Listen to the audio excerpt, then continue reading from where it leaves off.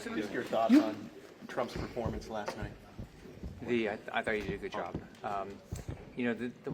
I think what everybody would like is everybody just talk about issues, right? And so I think last night Trump's already defined. Everybody knows him. He was president. So I think it was Harris's sort of opportunity and obligation to really talk about where she was. I don't think we got a lot of substance out of it, but hopefully she'll do more interviews and hopefully there'll be more debates. Do you think President Trump, though, stuck to the issues last night? I mean, he was talking. No, I wasn't saying anybody did. I just think the whole thing. First off, it was pretty biased. But I did 6 debates in 10, and I did debates. I've done debates in all these races, and what I always try to do is let people know, because in the end, I really think the American public is going to elect people over their positions, right? And they're what they've done. But Senator Scott, you have a lot of Haitian migrants in your state, and Trump is suggesting that Haitian migrants in Ohio are eating pets. There's no evidence that that's true. Should he be saying that?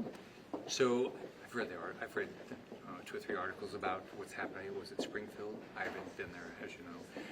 So I have no idea what's going on there. Here's what I can tell you: that in Florida we've got a great Haitian community. They're wonderful people. I put a lot of time into it with them. I have one of my employees is Haitian background. She grew up in Haiti. I go to churches with Haitians. They're a big part of our state, and they're a wonderful part of our state.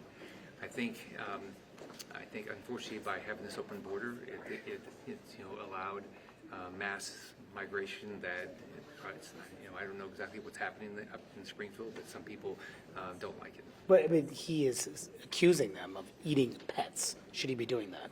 Well, I don't know what happened in Springfield. I can just tell you my experience with Haitians in Florida has been very positive. I know you said that you thought the debate was biased. Do you think that the fact-checking of President Trump was not appropriate? Do you think that... I don't have a problem but fact-check both of them. I mean, fact-check Harris. Okay, then they didn't worry about doing that. I think it's like if I say something that I say just the opposite, and then you have every right to tell me, no, I didn't say that. But you ought to do it to everybody. Don't just do it to Republicans. He also continued to say the election was stolen in 2020. He doubled down on that. Should he have said that? Well, if you're the candidate, you get to do whatever you want. I've been clear that Biden was the constitutionally elected president of the United States. So. But you don't have any concerns with him saying in front of the entire country and the world that the 2020 election was stolen? But a candidate has the opportunity to talk about whatever they think is important to themselves and what they think is important to their voters. Do you think last night moved the needle at all? I don't know. I mean, who knows? Here's my impression: Trump's defined. Everybody knows him, right? Harris really didn't. She didn't. I think her issues are this: one, she was the border czar. I don't think she did a good job of trying to explain that, either it wasn't her responsibility or whatever, because the border is a problem, right? She was the tie-breaking vote in big spending bills. She didn't have an answer. She had the opportunity to try to say, okay, this is why it would be different. She didn't. So I think if you look at, it was her. I mean, I think she's the one who is not defined. So I think it's her. It was her opportunity and probably her obligation if she wants to win. Senator, are you voting for the Florida abortion referendum? No, I'm pro-life. Trump last night wouldn't say if you'd veto a national abortion ban. Should he veto a national abortion ban? So I can tell you what I believe. I believe it's a state issue. I think the Supreme Court made the right decision regarding back to states. I think what's happened in Florida is the right process. That we have a ballot initiative. The citizens of the state are going to get to choose.